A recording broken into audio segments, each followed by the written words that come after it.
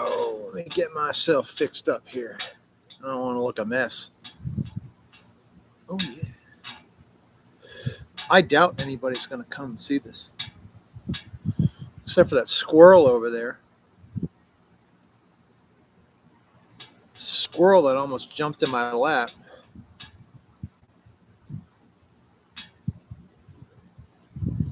Okay. Here we go. Well, get myself fixed there. I hope that umbrella sound isn't too annoying. But I hope you can hear me too. See, test. Yeah, see, I got to lean forward just to even be heard, but well.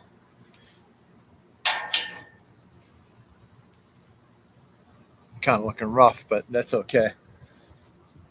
The internet went down upstairs, so actually I can cut myself off. I don't care.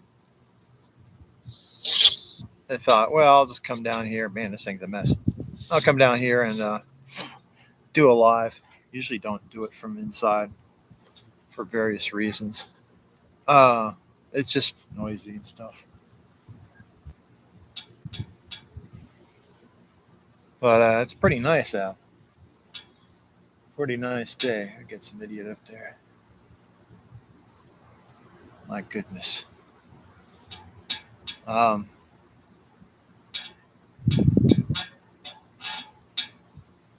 was I going to say? Oh, yeah. So it's Columbus Day, of all things. It's back to being Columbus Day. How about that? There's that whole thing. People were talking about that. When was it? Was it during the Biden administration? It said Indigenous Peoples Day. Well, I'm indigenous, right? And versus, think about that, right? Versus, well, how do we put this? An illegal alien. See, isn't that interesting that the leftists will always put things in racialist terms? Think about that, right? If there's somebody that's, well, technically of an Indian tribe, American Indian tribe, we'll put it that way, that's from outside the United States, they came here, they'd be like, well, that's an indigenous person, right? Versus, all of us that are born here, right? Or we're actually indigenous, right? So why they would say, oh, no, that's not right. Oh, why not? Oh, because of racial justifications, right? Only. But anyways, so it's a federal holiday. What was I going to say about that? Well, I think I already have a video on that about, I was watching Styx Hexenhammer, and see, he repeated what was already on my video. Nobody else really said this. This is something that's unique. It's something that I've always said, but nobody else said. You never hear it anywhere else. Is that when Europeans showed up, there's vast parts of the continent that was uninhabited, right? And not just the wasteland parts. You had, we got Sarthak. Whoops. Blaze Runner, Sarthak. Hey, guys. I'm good. I'm out here in this lovely weather here for the time being because the internet at my apartment's out. So I got a little bit, just some time to kill. I have to come over here, so I thought I'd do a live. Looking for Indian guy, huh? Should have used an Indian guy in my program. Let's see, what other? I just realized how you pronounce my name. Sarthak or Sartak? But anyways, I think you guys wanted to. I think I recorded this stuff before, the risk of being repetitive. But what some old stories from like computer security stuff, old hacking stories. If I can't remember. Well, what I was going to talk about. Well, I mean, the big thing was like back in the day is that, and wait, what do they say? None of either. You made an American touch to the name. Sartak. That sounds like Klingon, though.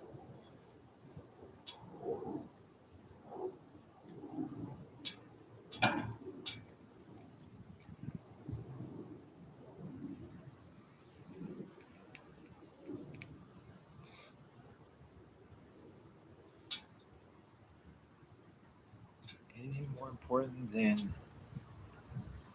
it's more important. I was awake anyway. Yeah, you guys should be asleep. It's what, man?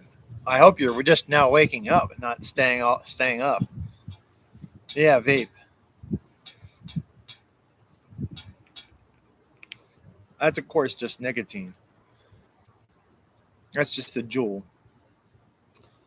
But I found one over there in the park the other day. I found a THC one, and it was full too. And I was like, well, how about that? I guess somebody dropped it. I didn't keep it. I mean, I don't use that stuff, so got banned. You got banned. What did you? That's pretty hard to do. I mean, she's pretty nice. If you're angering a Filipino, it's probably your fault. You probably did something. Your nickname should be what was that guy? Vitali. Vitali. Remember the guy in the Philippines that just went and did all those stupid pranks and then pissed a bunch of Filipinos off, and then they locked him up.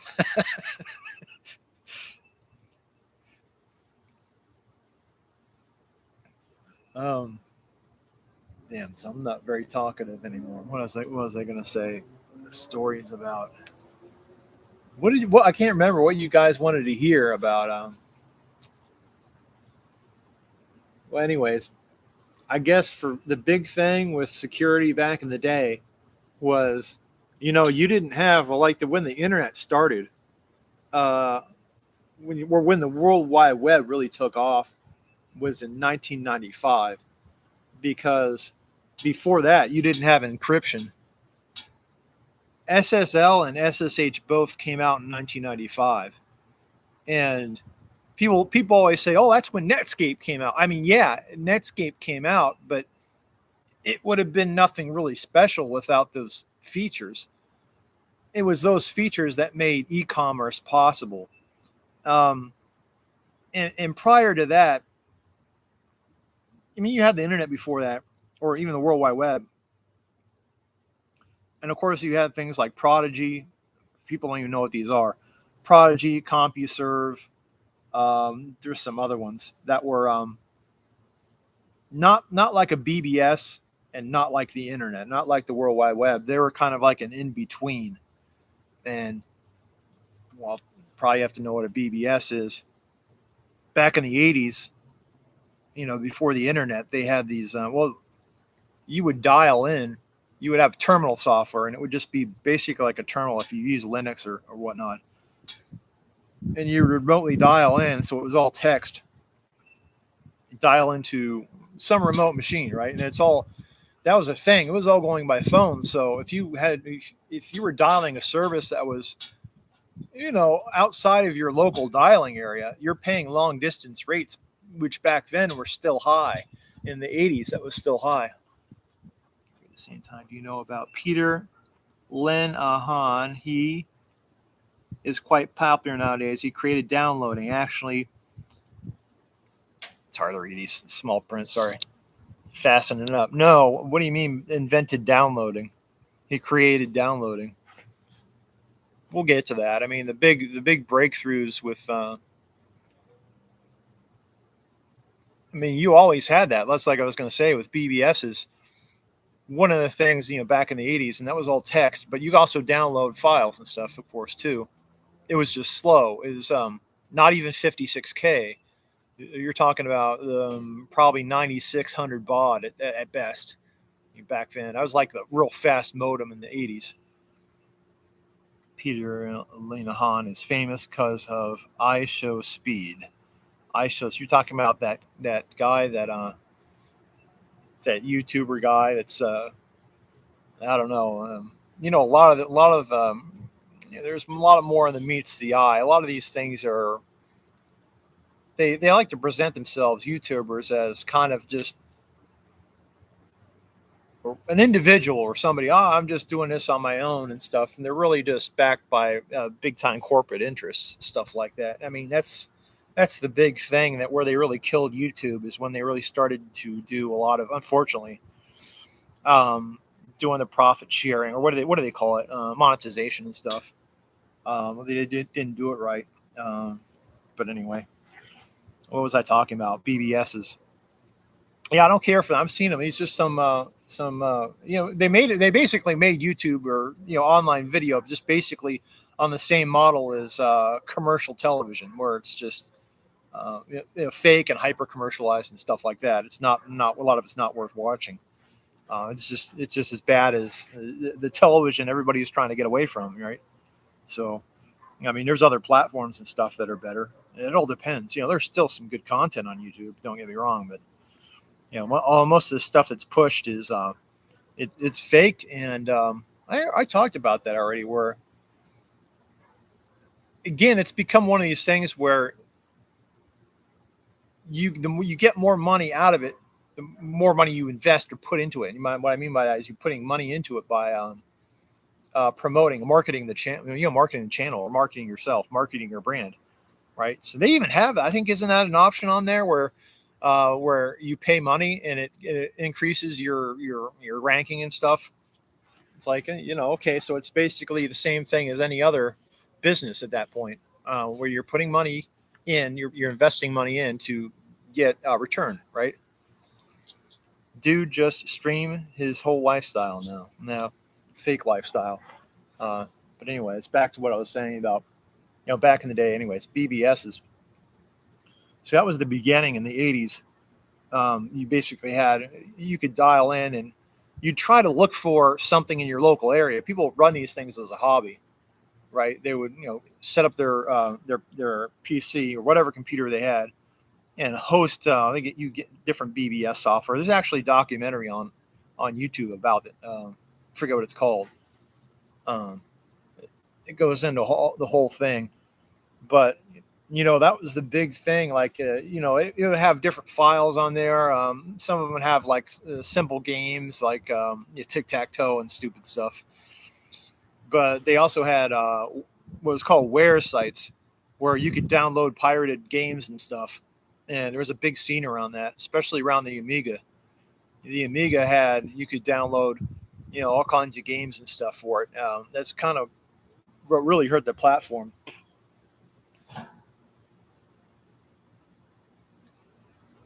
And they did it to themselves because they didn't have enough, back in the 80s. I mean, yeah, you had mail order that was like 6 to 8 weeks to arrive.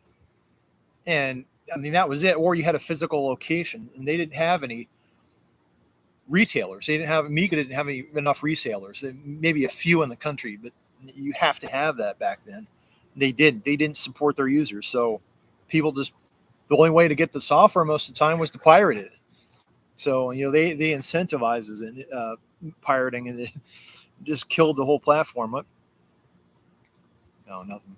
So, yeah, but anyways, if you think about it, back then, like, most computer networks were almost synonymous with the telephone system for all intents and purposes. Even the big backbone, I just was looking at this. It was NSFNet, National Science Foundation, their major network, which, you had two. You had ARPANET, which of course was, everybody knows about that. ARPANET was from DARPA, right? Defense Research Projects Agency. And that's what started the internet. Those are the guys that created, all the first protocols and stuff like that, or most of it, back in the 70s. That was one network. The other one was the NSFNet, which was kind of like an offshoot, and that was for scientific researchers. And you could connect in, you could dial in. Actually, there's a documentary on there. What was that place called? National Computing Atmospheric Research Center, where they had, you could go, it's pretty cool. It's a video from the 90s where they show all the supercomputers. Like, they got a Cray in there, they got different things, but that was on NSFNet. So you could dial in to use their computing resources there and do whatever. So researchers would do this. But that was even just a bunch of, it didn't have a trunk. It was just a bunch of dial-up lines that went in there. and they had dedicated lines. Frustrated. Hi, what's up? Welcome. Um, but that was like I was actually just reading that article when internet cut out. But it was NSFnet was on dial-up, so that was like one of the big major computer networks. That was its backbone. Was like 56K connections. And then I think in the late 80s, it said they switched over to T1s. T1, they don't have those pretty much. They might. They're out of fashion. The T1s were, I want to say, 1.4 megabit a second or something like that, but it was dedicated bandwidth.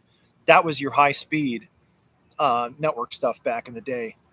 That was really it until until DSL and stuff started coming in the 2000s. That kind of replaced it.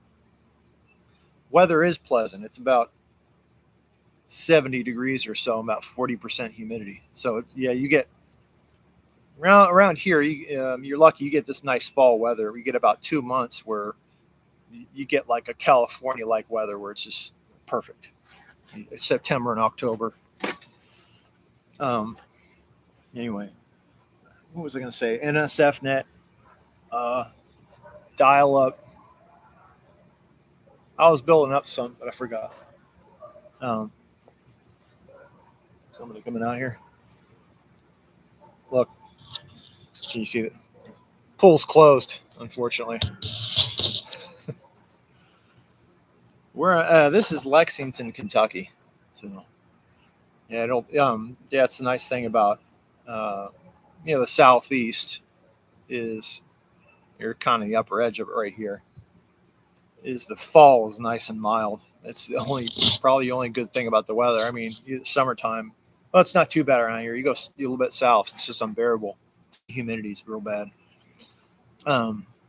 It's only saving grace is the nice fall. It's about like California style weather out here right now. You get a couple months of that, but why you in a pool at 17 degrees? 17? No, 70. This is Fahrenheit. We don't use that Celsius stuff. No, well, it's closed anyways. But anyways, yeah, the phone system was pretty much synonymous with computer networks. I'd say, or most all the way through the 90s. Yeah, you had some specialized stuff. In the U.S., they call it fall season. Here, it's more famous by name winter arc.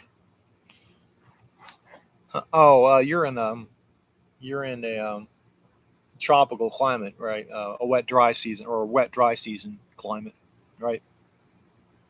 You're at what? Northern India, right?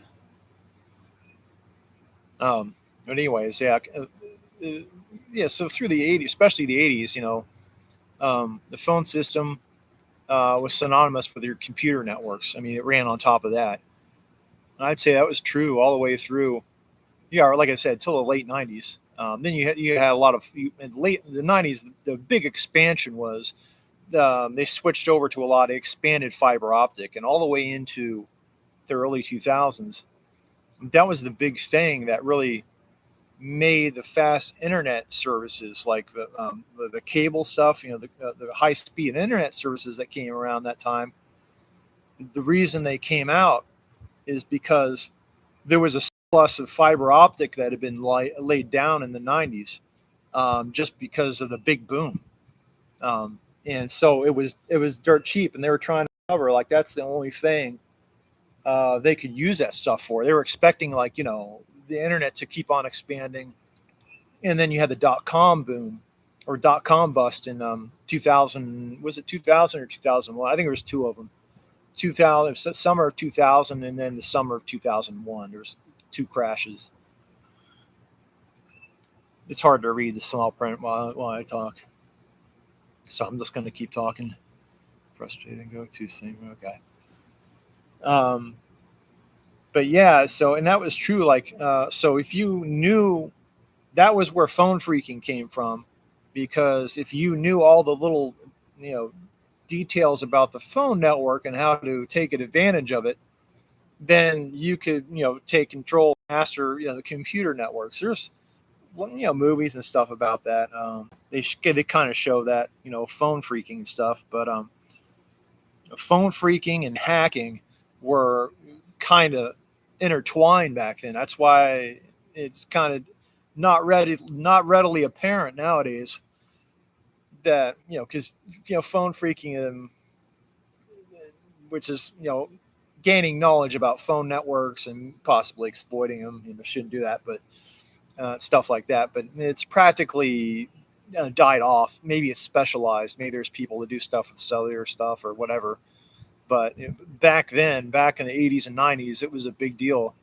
And phone phreaking, you can still go find the text files of all different information of different techniques and stuff back then. It was revolved around what was called boxes. Like they have all these different colored boxes. They have different functions. Like a red box would play a certain tone into a payphone handset. And well, there's different things. There's different caveats, but it would send the signal there. It would send that tone. It would go to the central office switch. It would make the equipment there think that a coin had been dropped in. It would simulate, the signal that when you drop in the coin. So people use those, of course, to get free calls. And there was, we think of Mark Zuckerberg. He is getting a lot of hate on the app he owns. For all you know, Mark Zuckerberg could just be, you guys hear me all right? I hope you, because I can't tell the volume. All you know, Mark Zuckerberg could be just a mascot guy. I think really he is. I mean, it's funny. It all depends on what your parameters are on of how you define things, what his role is, and what he really has, and his distinguishing characteristics and stuff like that. Because I'll give an example of that. People, when he was in the early days of Facebook, when it started taking off, right? People were saying, "Oh, he's a billionaire. He's worth 50 billion, or he's worth this." If you want to get technical, he was only a millionaire back. He was only worth about $2 or $3 million for a long time, because all of that supposed wealth that he had was in that Facebook stock, but it was locked up as per the IPO agreement. He couldn't sell it. He couldn't trade it for, I don't know, several years. So it's basically almost like a trust. Like, depends on if do you really count that? I mean, none of it's liquid. He can't touch it. Is he really a billionaire or not? No, he's not. As far as the assets he had, as far as he had, property and his bank accounts and stuff, he's only worth like $2 or $3 million for a long time. And they were saying, "Oh, he's a billionaire. He's America's biggest billionaire." So that's one of those things most people don't consider. Most people don't even know that. I mean, he can get to it now. Yeah, of course, it's different now. He could sell all the Facebook stock he wanted. Of course, it would crash if he did. He has to do it slowly.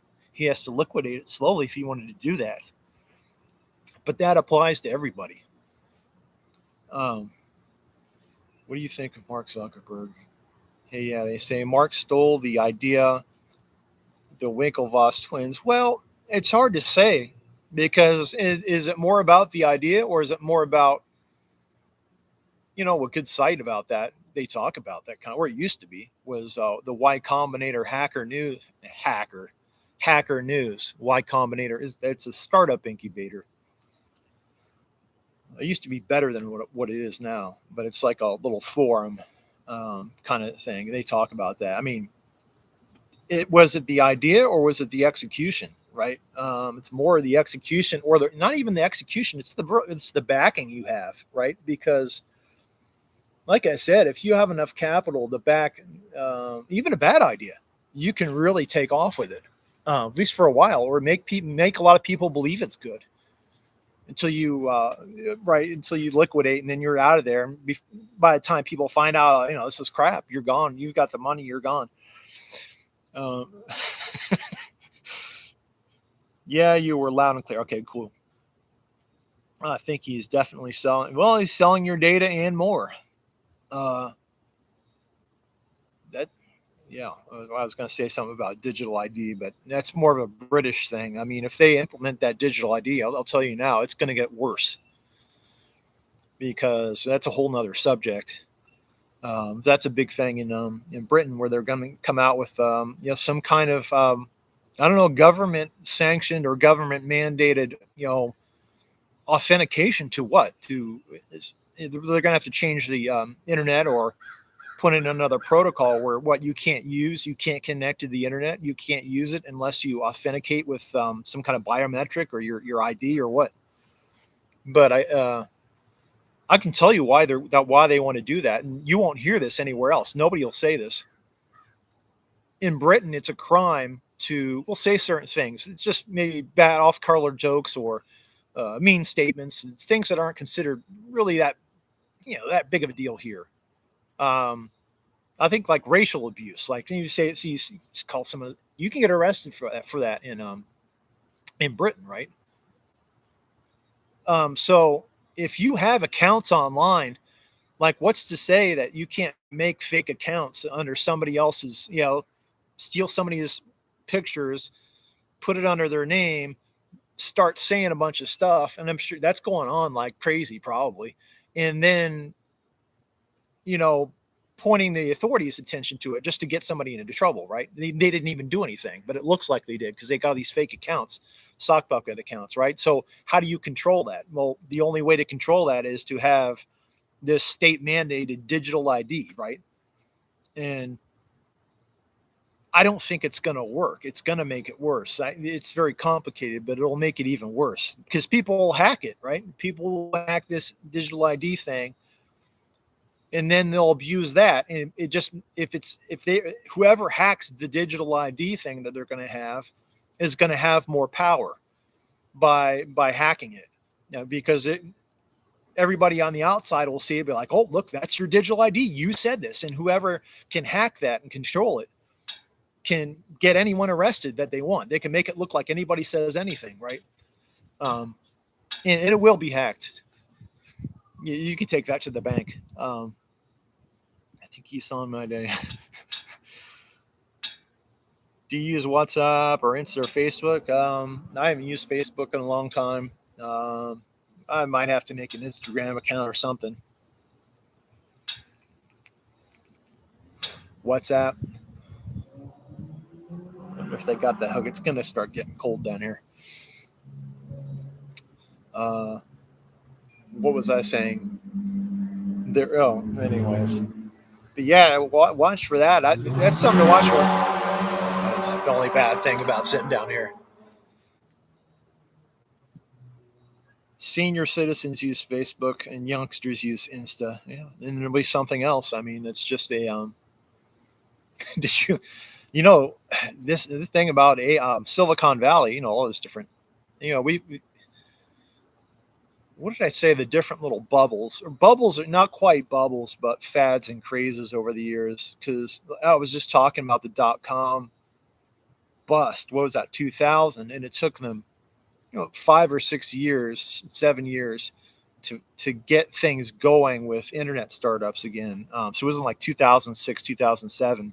I remember there was things were starting to really pick up because you had Web 2.0, right? So you had things like back then it was Dig. Dig was like another Reddit.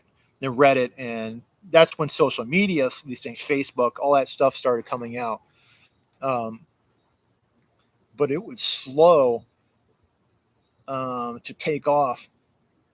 But anyways, that's kind of like, so it started taking off. I wouldn't call that a bubble, right? Because it landed softly.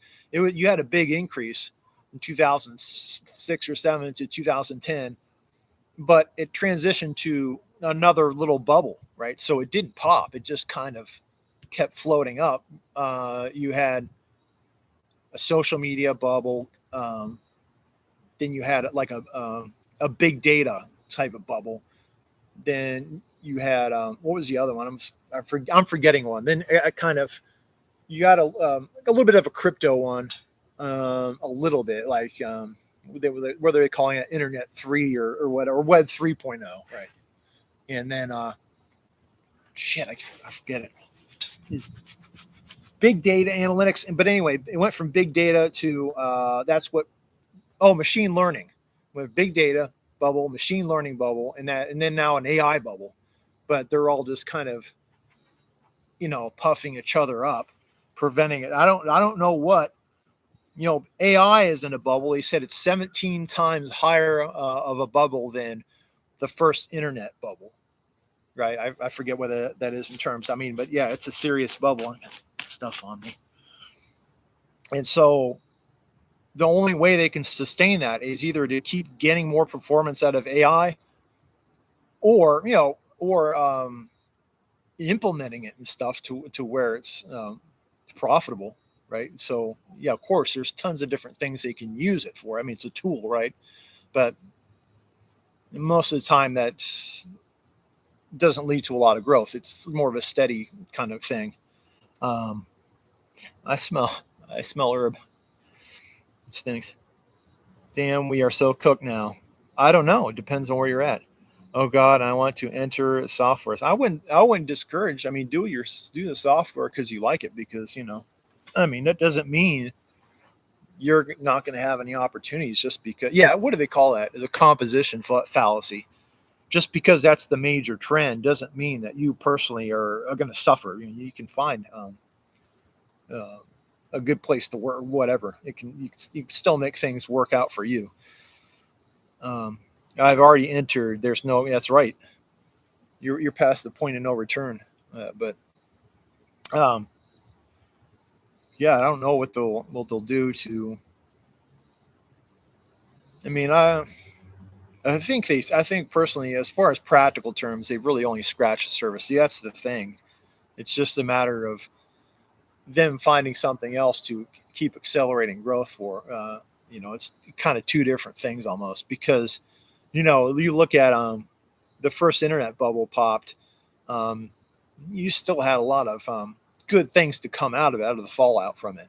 Almost like I said, high speed internet was one of those things. There was so much fiber optic laid down during the bubble that when the bubble popped, that became so cheap that it became feasible for us to all have high speed internet, right? Or residential internet to be based on it, built on that. What was the other thing? A lot of software became very, very cheap at the time. So it uh, really led into Web 2.0. Well, other things too, but I don't know who the hell is smoking around here. I smell green sticky stuff. Some being smoked around here somewhere. Probably over there in that apartment. Ganja. Ganja. I smell ganja.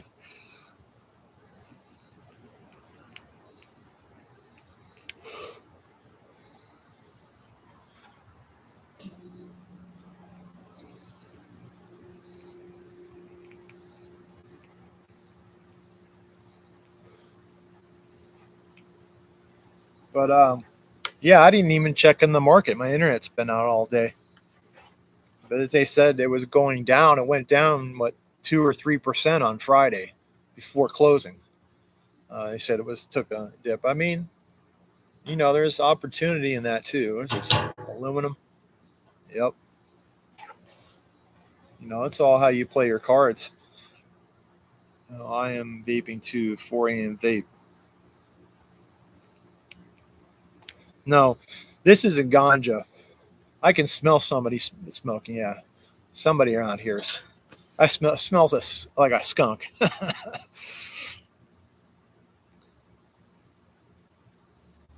Just 18. Uh, Here comes Amazon Prime. Nothing for me. Uh, yeah, but anyways, back to 80s and 90s computer hacking and freaking stuff. So hacking and freaking went hand in hand. If you knew how to all about the phone network, like I said, there was freaking had all these things called boxes. Like I said, the red box would let you use it at a payphone. You can actually see. I think there's yeah, there's plenty of videos on YouTube of people doing it.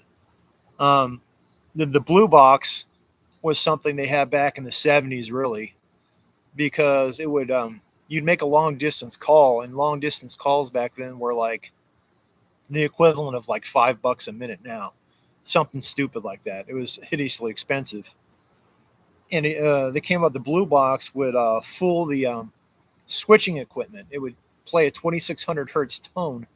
So once you connected, um, you have to do a certain series of connections, a certain trick to it.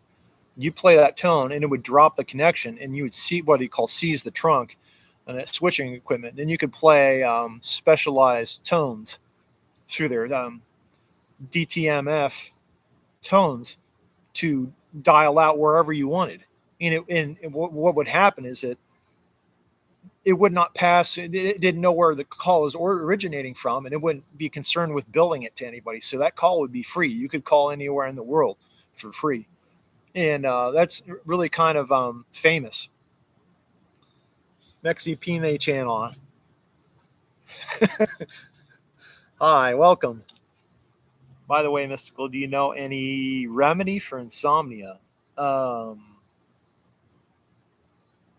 what do they call that? Valerian root? Valerian root's pretty good. Exercise? Something with a lot of calcium, like ice cream? It usually does it to me. And so what else? What was I? Oh, I was talking about blue boxing, anyways. Do you think I have insomnia too? I don't know. Only you can answer that. I can't make medical diagnoses. I'm not your doctor.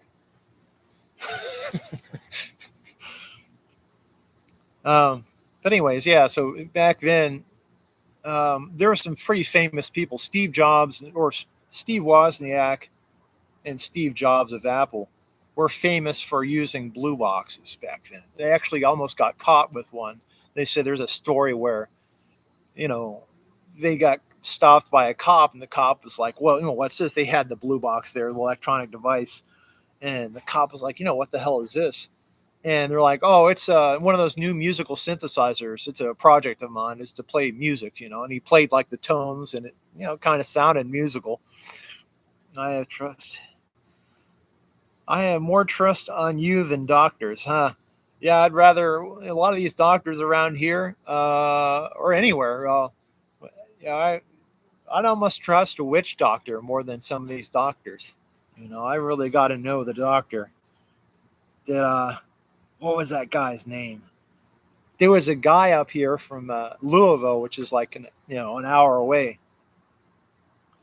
Should I tell this story? I don't know if it's G-rated. Uh, well, he was going in for an operation. No, I don't want to tell the story. It's kind of vulgar, right? They cut off parts of him they weren't supposed to. Uh, because they said, "Oh, well, I saw a tumor when I had the patient under anesthesia. I noticed a tumor." This is what the doctor said, and I just had to cut that whole part off of him. You can guess what the part is. It's pretty important. And the guy wakes up and he's like, "I'm missing my parts."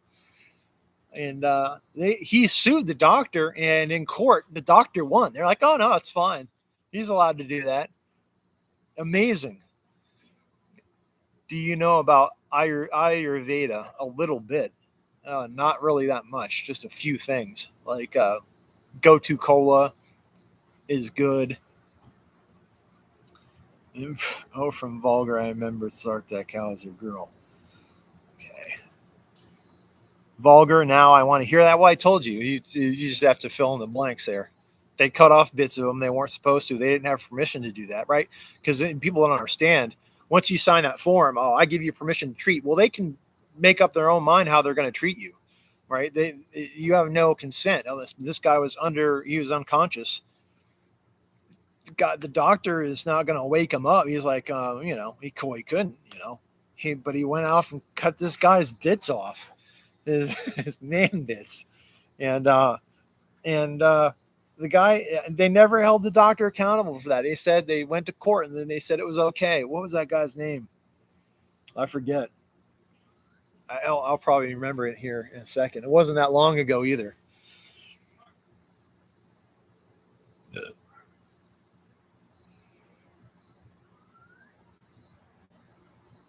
I will act as that story person and contact you and ask you for $500 compensation. But anyway, yeah. So where was I going with this story about?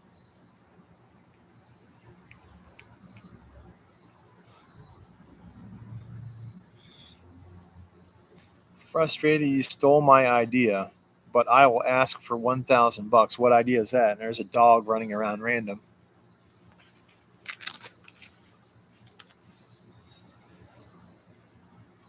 So I carry that. Don't leave the house without it. Damn this thing. What's back there? What the hell is back there? There's something else in the bushes too. Something running around back there. Chupacabra. Next APNA channel. Are there any chupacabras down there where you're at?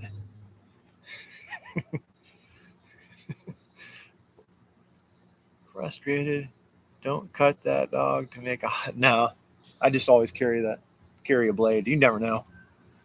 Because my brother-in-law got attacked. It screwed up his hand and stuff. Yeah, I'm not gonna get bit.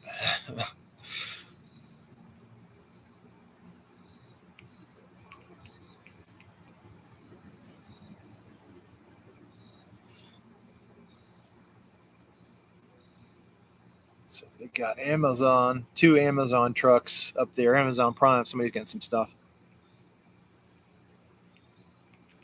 So anyway, yeah, back then, if you knew how to manipulate the phone networks, you know,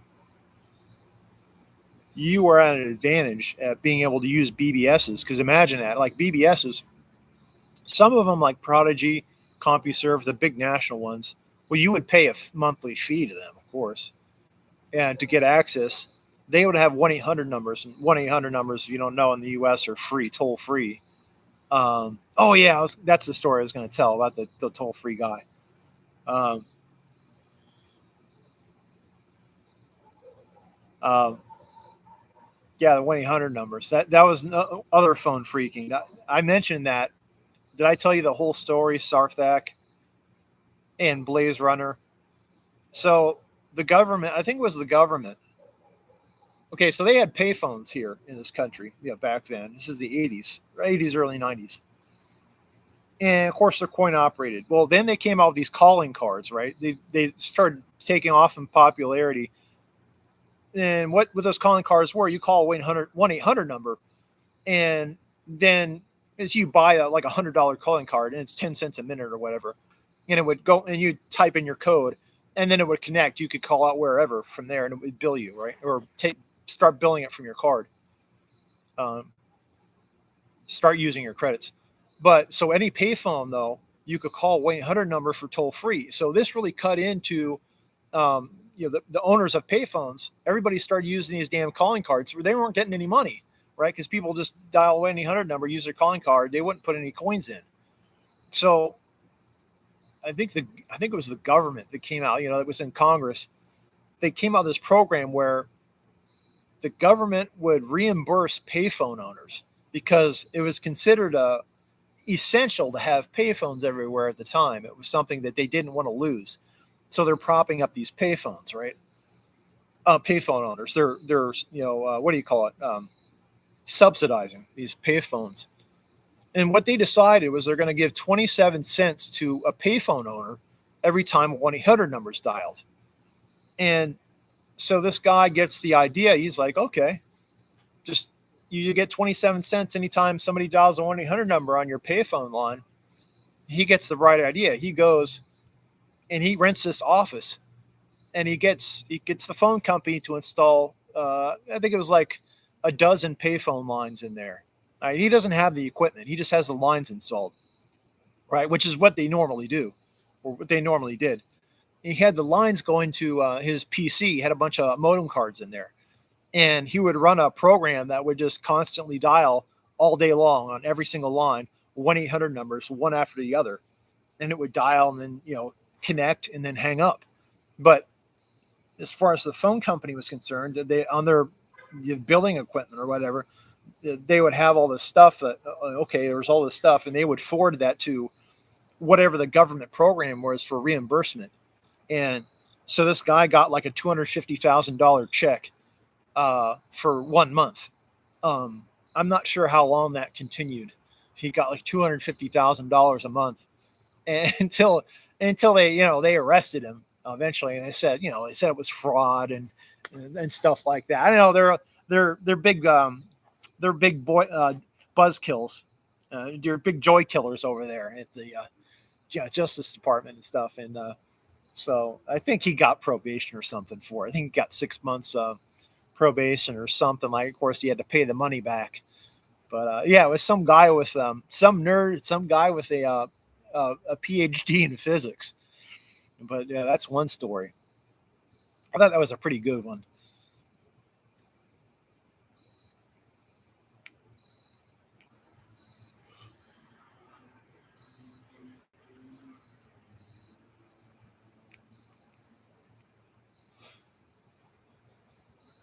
What was another one they would do is like back, they don't even really have it anymore, because so it's hard to how many people do I have in here? Let's see here, participants. 1, 2, 3. That's not everybody. Hi, Lisa67 vlog. Hi, hi, hi.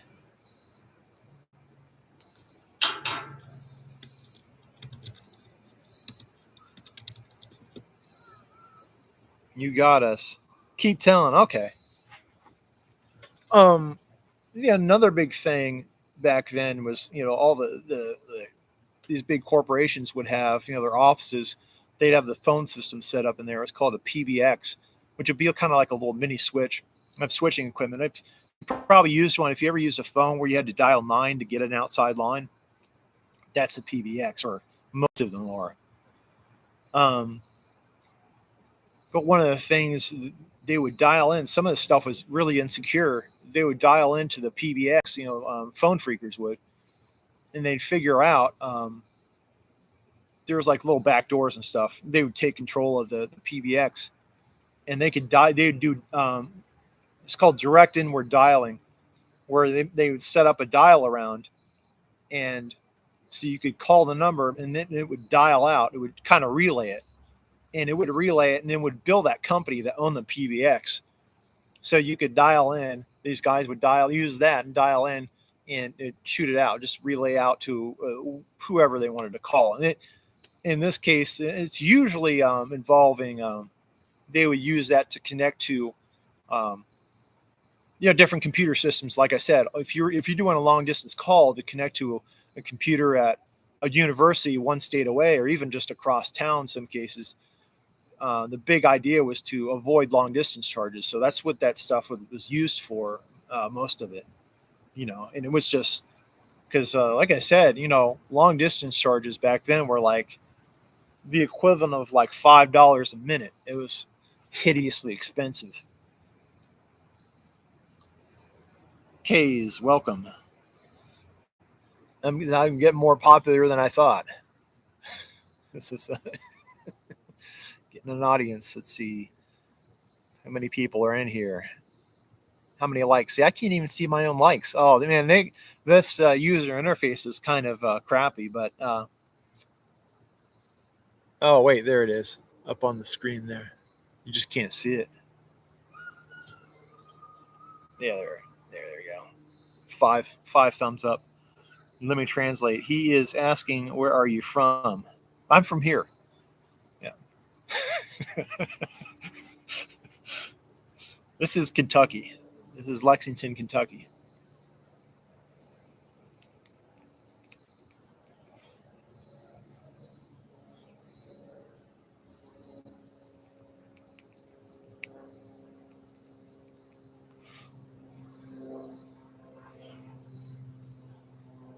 But yeah, there was a lot of stuff like that went on back then. You got to think too, like all the different computer systems. Um, like you didn't really have any encryption back then. So anything you could think of to connect you. Now I think there were some things like banks, ATMs. Some of them had encrypted. The hell's that? had encrypted lines and they used some encryption, but it was not like now where, of course, we all have SSL and SSH and encryption. Like I said, that didn't come out till 1995. So, up until that point, like if you usually, like I said, with phone systems, if you could physically connect to a computer, if you could physically get access to it or, hack your way in, then you pretty much got everything that was going to and from that computer system, right? So, and usually, like a lot of cases, um, especially like universities, if you knew how they used to have, I don't know, I don't know if you guys can hear that or not in the background. There's something screeching. Kentucky Fried Chicken, yeah, I got it. No, Kentucky Fried Chicken is not very good. It hasn't been good for a while.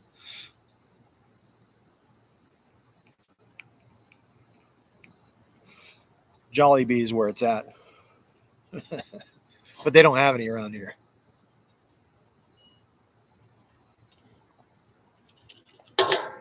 It's Mountain Dew, Diet Dew.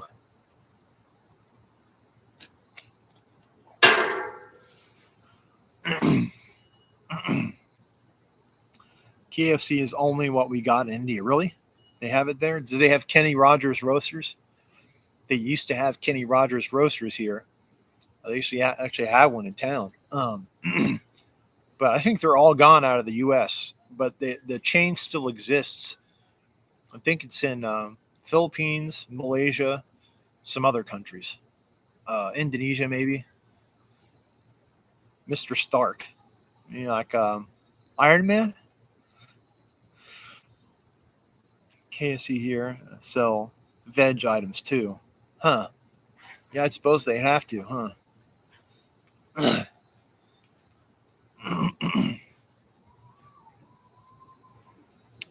I wonder if any of it's good, Mr. Stark.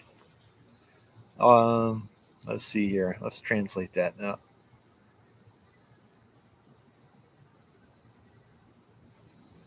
Oh, I can't do it on here. I'm not on my other computer. Well, hello. I think that says hello or something.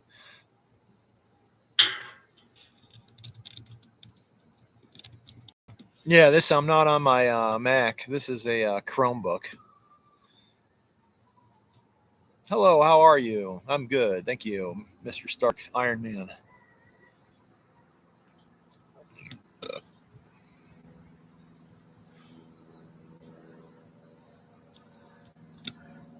Iron Man is my favorite. Cool. uh, what else? Some other story I was going to say.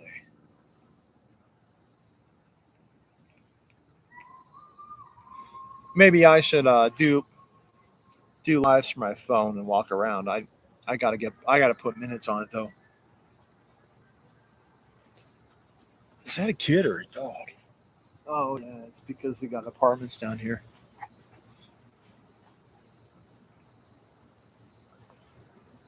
I am popular worldwide. You're right. I'm an international sensation. Let's see what we got. 1, 2, 3, 5 people in the chat. Probably more than that because that thing doesn't work. Oh my God, how do they write this language? Special keyboard, I think.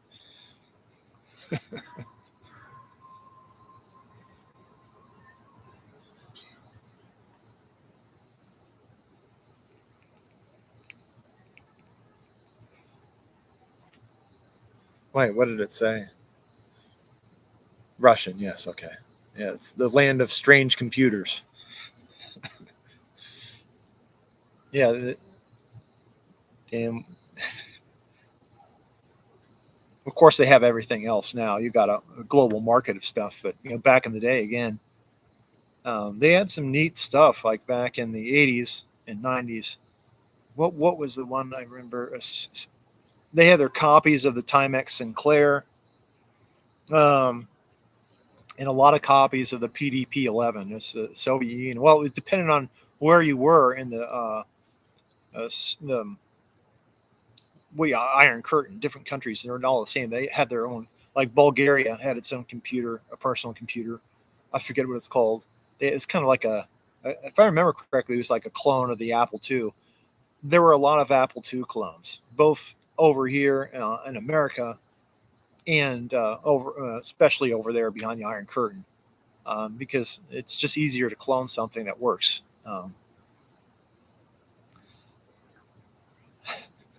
I came out and translate this, copying and pasting it to Google Translate. On a Mac, you could just hit the select it and what Americans think of Russians. I mean, different people think different things. Uh,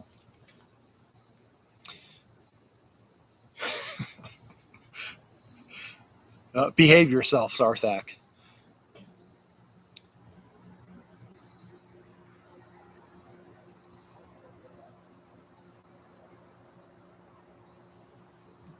Oh, it's just gonna. Sun's already gone down here, so it's gonna start getting cold out here. Excuse me there. Get that there. How long have we been streaming for? 56 minutes. 16. That timer is a little weird. Um, what was I talking about?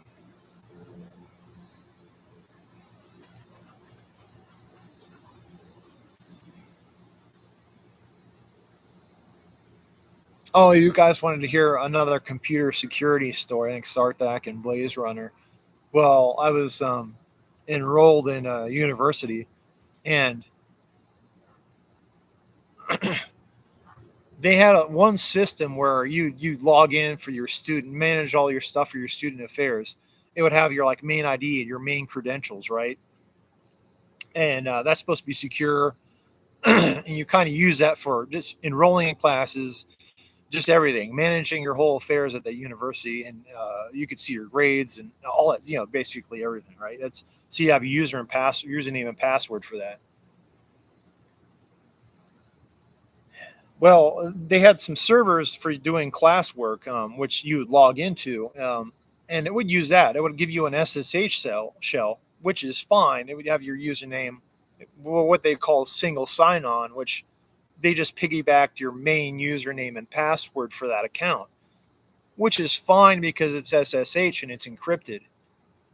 But whoever the idiot was, they used the same single sign-on method for FTP, and I guess they didn't know that FTP, at least that version of it, wasn't encrypted. So you could sit there and grab everybody's use a packet sniffer and grab everybody's credentials. Um, I think somebody did that. I couldn't believe, it was a FreeBSD server they had this stuff set up on. I guess they thought whoever set that up didn't know what they're doing. They thought, oh, well, FreeBSD is secure. But you set up FTP server, it's none of it's encrypted, or at the time, that version of it. And it wasn't that long ago. So, yeah, they just got totally owned. They got a whole bunch of people that got totally owned. He could preach the Bible like a preacher full of this. It's at the lyrics there to, was it Boney M? Rasputin? Stop spamming the song, guys. Yeah. You can go type in Boney M and then listen to that song if you're so inclined to. Let's see here. Can I like my own stuff? No, it won't let me.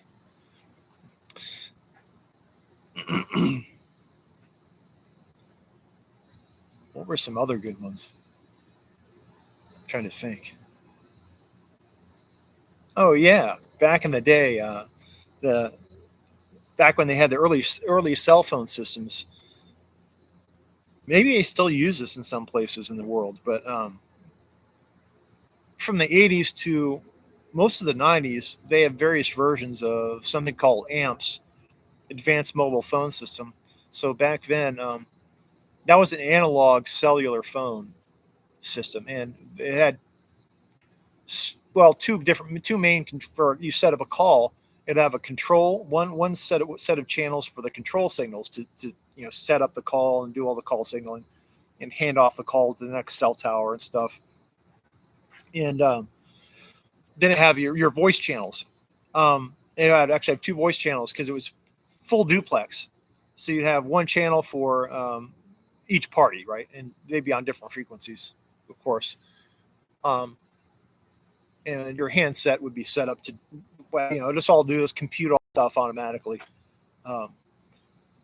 But if you had a radio scanner to listen, of course, just like a police, the thing you use to listen to police calls and emergency calls and different things like that, just regular old hot scanner, right?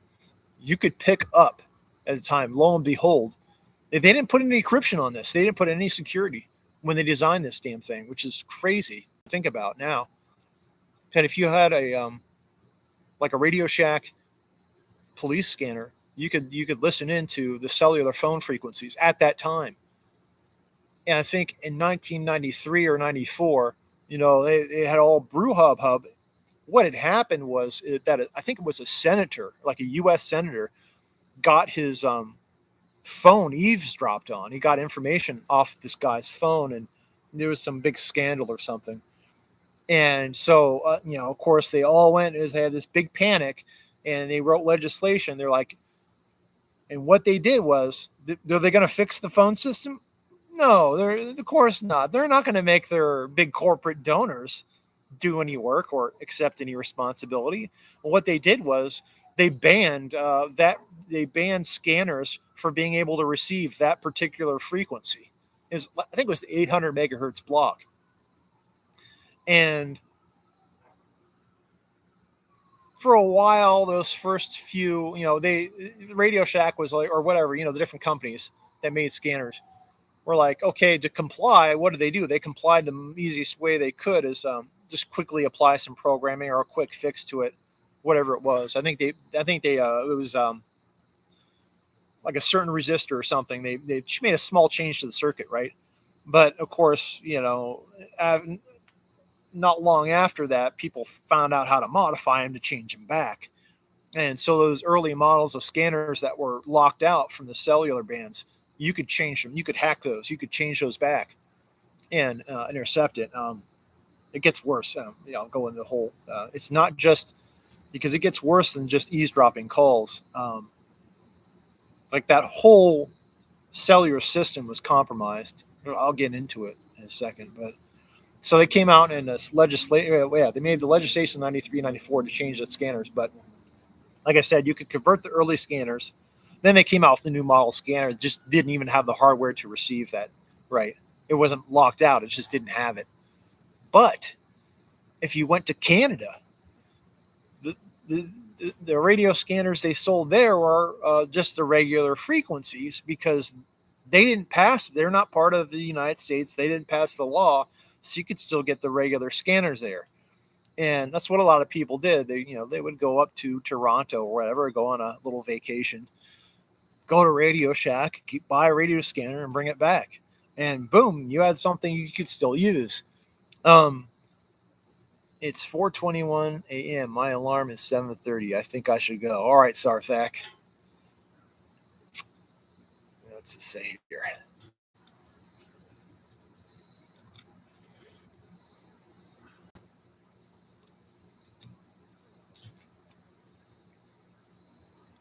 No, but anyways, it wasn't just a matter of eavesdropping.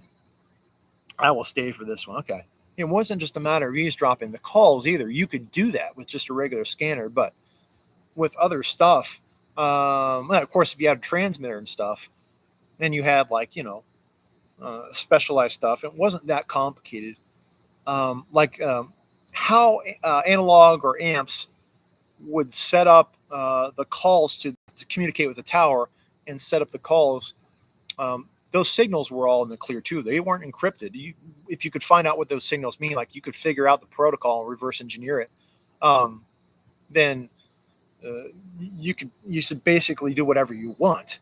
And what it would do is it would send each handset would have something called the ESN, electronic serial number, that would transmit to set up the call Okay, this is the handset. Bill this. No, this is the number. This is this. This is it. This subscriber. This is an ESN. It would transmit that in the clear.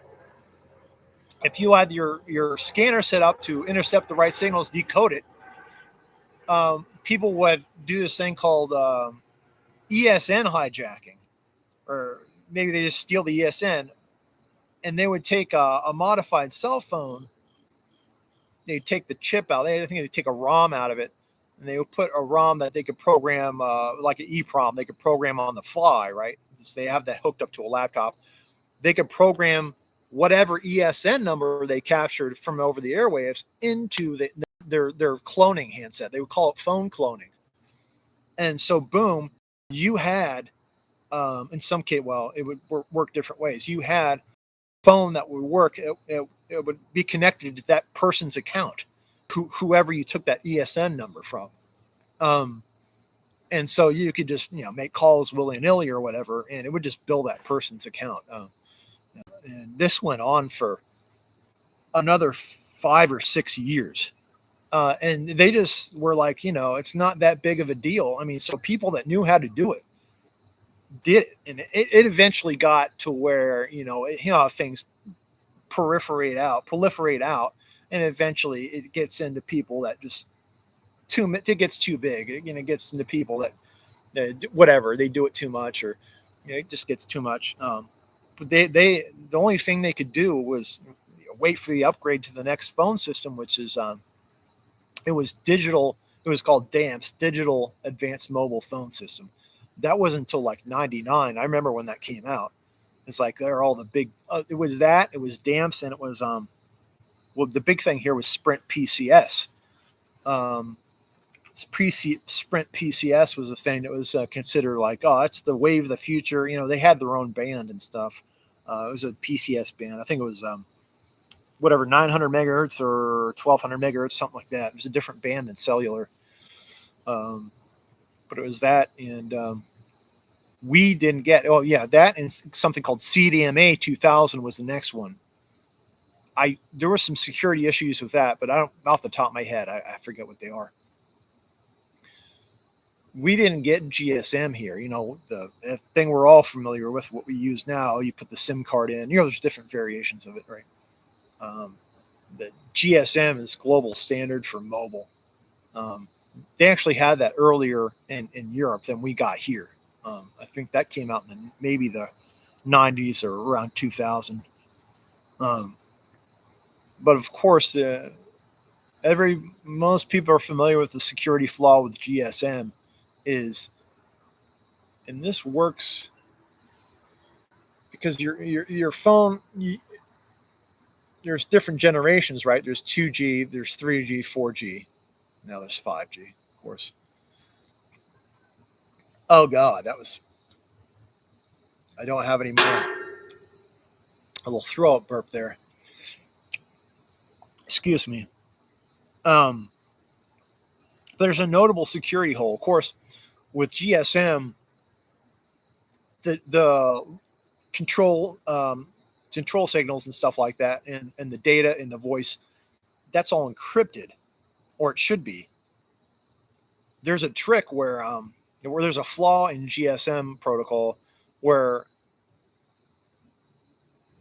the phone has to authenticate to the network. The network doesn't have to authenticate to the phone. See, I don't know if they did that on purpose or not, but that's a big, security. You should have bijective authentication, because somebody can impersonate, of course, the cell tower. They never thought about that. Or maybe they just left the hole in there. So, now there's these devices out there that emulate a cell tower. And this has been around since 2006 or 2007. I think it was at the DEF CON. I remember seeing it I remember seeing it before then. But there's devices that can emulate the cell tower and then try to get the individual subscribers to connect to the fraudulent device. And basically they do a man-in-the-middle attack. And then they communicate out to the tower and back. But you've got this guy emulating the cell tower, the attacker, right? And what he'll do, of course, it's still going to be encrypted on the data. But if they can have the subscriber, there's a trick where they can get them to accept downgraded encryption, which is vulnerable. It's easy to break it, and that's what will do it if you go down to 2G. So if you're looking at your handset anywhere and you go down to 2G, you should be suspicious. I mean, you should be wary. Excuse me, got these fucking little bastards around me. Sorry. But yeah, it's called Stingray. It's actually a commercial device too. It's called Stingray that they actually marketed towards a law enforcement just to do that and eavesdrop. And of course there are other versions of it, right? Just different versions of it. People have built it with using software-defined radios.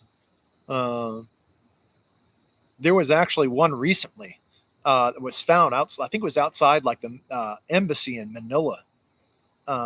They caught some Chinese nationals. They're probably obviously working for intelligence or something. Maybe they were just criminals.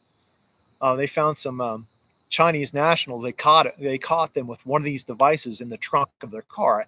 So they were parked outside.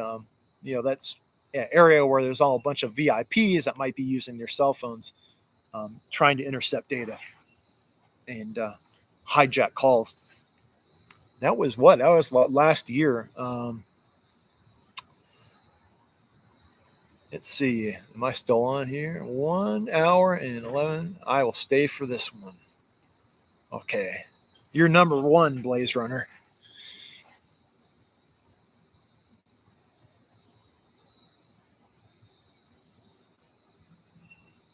I suppose you want to get a Stingray there, huh, Blaze Runner? I think I'm getting mosquitoes out here now.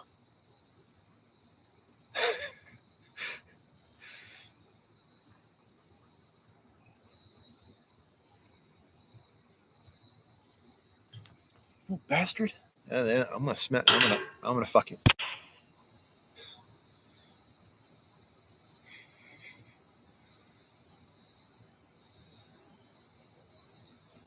Where is my? There it is. Number one. How many people I got? None. Nobody left. All right. Cool. We'll wrap it up. It's 4:31. All right. Brad.